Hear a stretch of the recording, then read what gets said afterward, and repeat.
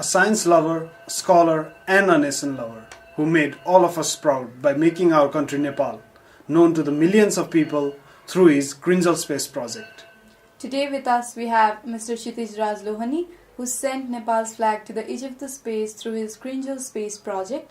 We will be interacting with him today about his achievements, motivations, and related concerns.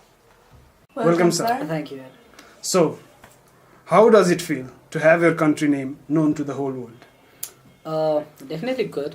No matter कुन चाहिँ कुरामा हुन्छ, चाहे शान्ति कम्पिटिसनमा जितेर होस् या डान्स गरेर होस्, जसरी गरेर होस्, क्रिकेट फुटबल चाहिँ गर्दा पनि डेफिनेटली इट फिल्स गुड। र अब त्यसमाथि त दिस अ हिस्टोरिक मोमेन्ट हैन, हेर्दाखेरि त अब यस इट्स जस्ट बलुनमा राखेर उडा जस्तो लाग्छ, but definitely it's historic moment. So त्यो तरिकाले मेरो थ्रुबाट एउटा कोही विदेशीले अथवा नेपालीले पनि प्राउड गर्ने मौका पाइरहेछ, त्यो सुन्दाखेरि डेफिनेटली गुड।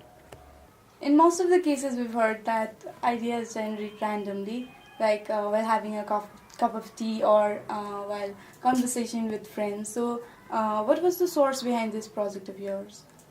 So मैले एउटा ठाउँमा नि भनेको छु, राइट, जो मेरो युनिभर्सिटीमा स्पेसहरू सम्बन्धी क्लासमा कुरा गर्दाखेरि अरू देशकोहरूले मेरो देशमा यो छ भन्ने हुन्थ्यो, मेरो देशमा you have done this on regarding space and something, तर हाम्रो पालामा आउँदाखेरि लिटरली केही पनि थिएन, राइट। सो मैले यो भन्न खोजेँ होइन कि मैले एकदम स्पेस एक्सप्लोरेसन सुरु गरेँ ब्ला ब्ला ब्ला एकदम त्यो गर्न खोजेँ होइन, तर डेफिनेटली अब बाहिरको मान्छेहरूले पनि सोच्न सक्छन् कि even Nepalese can thing out of the world, because this it's out of the world. र अर्कोचोटि कसैले पनि फेरि के एसे लेख्नु पऱ्यो नेपालमा स्पेस सम्बन्धी के भएको छ भन्दाखेरि खालि पेपर छोडेर आउनु नपरोस्, राइट। सो एटलिस्ट अब मैले मुनमै पुऱ्याउनु पर्छ भन्ने छैन, तर जहाँसम्म आज पुगेको छ त्योभन्दा मास्ते definitely I can start, definitely I can initiate, ताकि अर्कोलाई पनि इन्सपिरेसन होस् भनेर। So that's where everything started. Okay, something is better than nothing भन्छन्, केही गर्यो भने आफूलाई नै राम्रो। Yep. So you received a huge scholarship from US University. What was your first reaction to the situation? मेरो अमेजिङ छ ब्रो, दोस्रो कहानी पनि एकदम ट्रेजिकल छ, अमेजिङ कहानी छ होइन। मैले भनेको छु, मैले पैसा नै सेयर गरेको छु, जो मैले स्कलरसिप पाओ त्यतिखेर 3 करोड चान्चुन बराबरको छ। 3 करोड चान्चुन बराबर पाएको मान्छेको दिमागमा 5 सेकेन्डमा के कुरा आउँछ, एकदम खुसी हुन्छ, के हुन्छ। मलाई यो टेन्सन थियो कि स्कलरसिप पाएको 5 सेकेन्ड मेरो दिमागमा यो आइसकेको थियो, 3 करोडको स्कलरसिप त पाएँ मैले, तर भिसाको लागि 50,000 कहाँबाट लिएर आउँछु होला, प्लेन टिकटको लागि अर्को 50,000 कहाँबाट, भने त्यति पोर कन्डिसन थियो कि। सो या फर्स्ट त्यस्तो त्यो सोच्ने केही मौकै पाइएन, खुसी हुने मौकै पाइएन, किन भन्दाखेरि त्यो भिसाको पैसा भन्यो, यसको पैसा भन्यो, वहाँ गएपछि सुरु भइहाल्यो। सो सक्यो, आयो सक्यो। So most of the time मसँग त्यस्तै हुन्छ, यसपालि नि यो प्रोजेक्ट आयो गऱ्यो सक्यो। सो त्यस्तो खासै केही एक्सपेक्टेसन थिएन। यस definitely felt good to be recognise होइन। र उनीहरूले के जवाफ दिएको थियो भन्दाखेरि वी वान्टेड यु बिकज तिम्रो पास्ट र प्रेजेन्ट भन्दा पनि by looking at a future, तिम्रो फ्युचरमा के हुन्छ त्यसको लागि चाहिँ we are providing you with this scholarship भनेको। सो त्यो सुन्दाखेरि डेफिनेटली गुड, त त्यस्तो एकदम खुसी भयो। तर भने त्यो जुन अरू प्रब्लमहरू थियो त्यसले गर्दाखेरि एकदम त्यो अरू मैले देखाएको छु अरू स्कलरसिप पाउनेहरूको जस्तो खुसी, त्यतिखेर मैले त्यो खुसी चाहिँ महसुस गर्न पाएको थिइनँ।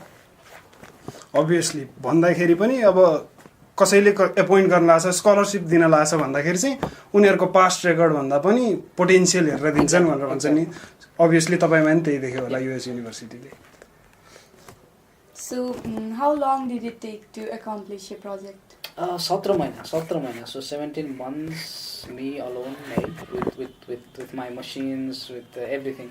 सो 17 महिना लाग्यो। मैले फेसबुकहरू बन्द गरेको थिएँ, कोहीसँग कन्ट्याक्ट पनि थिएन, स्काइप थिएन, फोन थिएन, केही पनि थिएन literally. So I was like एकदम भूमिगत भन्छौँ नि। सो आई वाज कम्प्लिटली भूमिगत। सो 17 months प्रिपेरेसन अहिले हेर्दाखेरि कसरी गरेँ जस्तो लाग्छ होइन, but it was really amazing time. धेरै कुरा मिस भयो डेफिनेटली। कति साथीहरूको बिहे पनि भइसकेको छ थाहा पाएन, कति साथीहरू कहाँ कहाँ गइसकेको छन् केही थाहा छैन, भने लिटरली मलाई केही थाहा थिएन नि त। इभन फ्यामिलीसँग त महिनामा एकचोटि कुरा गर्थेँ होला त्यो टाइममा, नत्र अरू बेलामा every day I need to contact with my family, specially with my mom. तर त्यसरी गरिएको थियो। सो 17 महिनामा यस डेफिनेटली धेरै कुरा मिस पनि भयो, रमाइलो पार्ट हो, धेरै कुरा जस्तै पार्टी जाने कुराहरू गइएन, के गरिएन कि। लास्टमा आएर यो पपुलारिटी मान्छेहरूको यो पपुलारिटी भन्दा पनि लेट्स से लभ रेस्पेक्ट त्यो गर्दाखेरि चाहिँ या इट्स डेफिनेटली वर्थ जस्तो लाग्छ 17 months.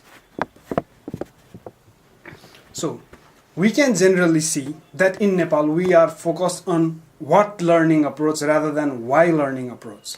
So what difference did you find when you were studying in US in comparison to Nepal?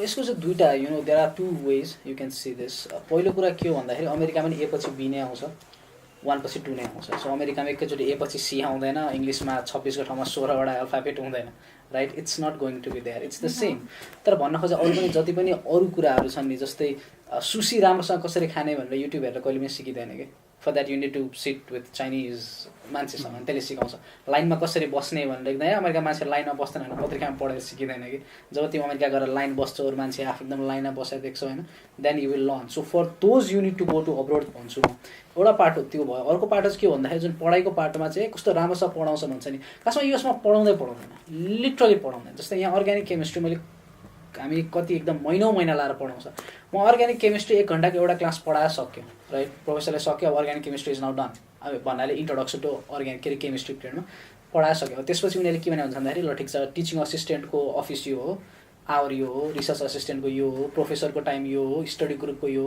पुरा अप्सन त्यहाँ हुन्छ क्या सो तिमी आफै जाऊ आफै पढ भने पढ नपढे नपढ राइट सो यहाँको जस्तो दिनदिनै आएर नोट लेखाइदिने केही हुँदैन सो खासमा उहाँको हिसाबले त्यो नपढाएपछि चाहिँ आफै पढ्नु पऱ्यो नि त त्यसले गर्दा चाहिँ सो मान्छे जब मलाई भन्छ यसको पढाइ एकदम दामी भन्छन् खासमा यसमा पढाउँदैन कि उनीहरूले भनिदिन्छ बरु रिसोर्स दिएर त्यहाँ हुन्छ जस्तो स्टडी ग्रुप बनाइदिएकै हुन्छ उनीहरू पैसा दिएर बनाइदिएको हुन्छ ट्युटर राख्दै हुन्छ हामीले पैसा तिर्नु पर्दैन तर यो टाइममा यो ठाउँमा बस्या हुन्छ भन्छ होइन हामी जाने पढ्ने आउने सो युएसमा दामी पढाउने होइन कि यसमा पढाउँदैन त्यसले गर्दा चाहिँ दामी भएको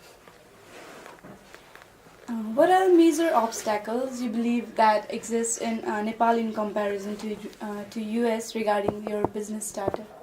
The business startup. बिजनेसको कन्सेप्टमा के छ भन्दाखेरि धेरै यार आई मिन बिजनेसको कुरा आउँदाखेरि त देयर आर लट अब मेरो आफ्नै स्टार्टअप पनि छ we won the competition and we started a startup so startup कल्चरको बारेमा पहिलो कुरा त यहाँ एन्टरप्रेनरसिप भनेको के हो अझ पनि धेरैलाई थाहा छैन राइट कसैले एउटा बदम बेच्छ भने त्यो एन्टरप्रेनरसिप हो कि होइन राइट अब कसैले एकदम बाजेको सेको त्यो एन्टरप्रेनरसिप हो कि होइन ब्याङ्कमा काम गर्ने त्यो एन्टरप्रेनरसिप हो कि होइन अब कसैले सबैलाई भन्छन् फेरि कसैलाई नै होइन भन्छन् right so we literally don't know तर पोलिसी त्यो थाहा पाइरहनु पर्छ जस्तो नि लाग्दैन तर सानैदेखि हामीले गर्दाखेरि चाहिँ के हुन्छ भन्दाखेरि नेपालमा चाहिँ डाइरेक्ट इन्जिनियर बनौँ डाइरेक्ट अरूको अन्डरमा काम गरौँ भन्ने हुन्छ नि त बट एन्टरप्रेनर भनेर त म जे गरेँ नि आफू गर्छु सेल्फ गर्छु भन्ने हुन्छ नि त सो सेल्फ गर्न एक त हामी ग्रोन अप हुँदाखेरि नि त्यस्तै हुन्छ जस्तै म नागरिकता बनाउन गएँ भने म पनि हिँड्छु तँले गाविसमा मान्छे चिना छैन छ ल म पनि जान्छु मैले चिनाएको छु भन्छ नि त्यो सानैदेखि त्यही हुन्छ नि म यहाँ चिनाएको छु म गएर भनिदिन्छु त गर्दै भन्छ नि त सो भनेपछि त्यो अरूकै हेल्प लिएर गरिराखेको हुन्छ सो त्यो ग्रोन अपमा definitely there is a problem होइन तर अर्को प्रब्लम भने चाहिँ के छ भन्दाखेरि विसी एकदमै short term benefit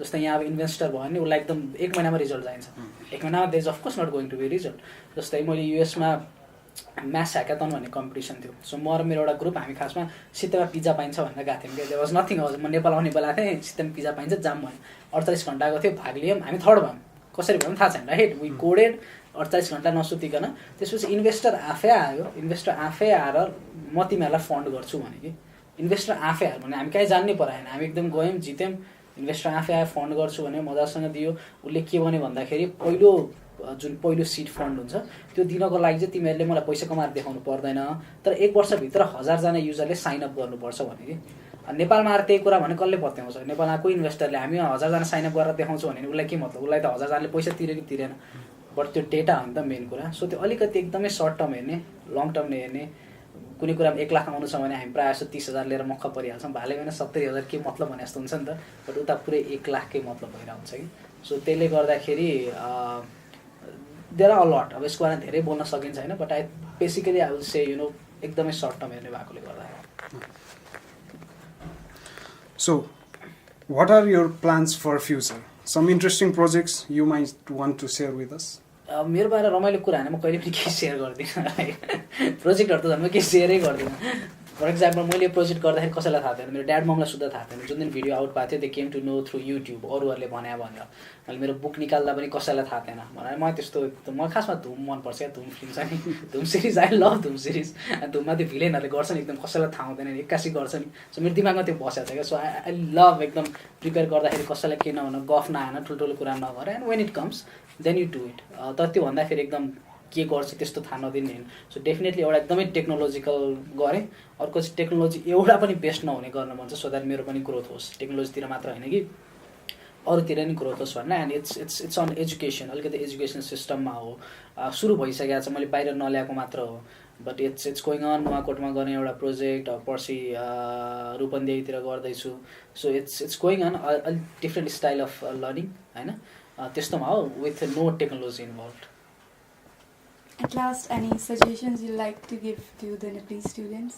Nepali students प्रायः जस्तो सजेसन सुन्ने स्टुडेन्ट पढ्दैनन् होइन माफी पनि पढ्दैन थियो होला सायद right but still if I have to say I always say one thing at 21 be 21 भने जस्तो राइट 21 वर्ष हुँदाखेरि 21 वर्ष जस्तो हुनुपर्छ 21 वर्ष नि खालि पढ्ने खालि त्यसको बारेमा मात्र सोच्ने टाइम होइन it's a time to play futsal it's a time to go party right it's a time to be in relationship maybe something like that भने चाहिँ सबै कुरा क्या त्यो खालि एकदम म त्यसलाई मात्र बनाउन चाहन्छु क्रान्ति ल्याउन चाहन्छु मेरो करियर ठुलो कुरा म फिल्म हेर्न जान्न म कोही केटासँग बोल्दिनँ त्यो पनि होइन त्यसको मतलब म खालि पार्टी मात्र जान्छु म मेरो करियरलाई सोच्दिनँ त्यो पनि होइन सो आज 21 वर्षमा जे गर्नुपर्ने हो रमाइलो पनि फन पार्ट डु द्याट त्यो पनि फेरि फर्केर आउँदैन र करियर बनाउने टाइम पनि यही हो सो एट 21 बी 21 राम्रो काम पनि गर उठफट्याङ काम पनि गर बिन्दास काम पनि गर मोज पनि गर जस्ट 21 वर्ष जे गर्नुपर्ने सबै गर Thank you for being with us here today.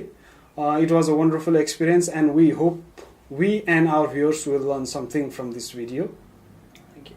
This was a short interview with Mr. Kshitij Raj Lohani. For more information and videos, please subscribe to our YouTube channel, Epics Media Club.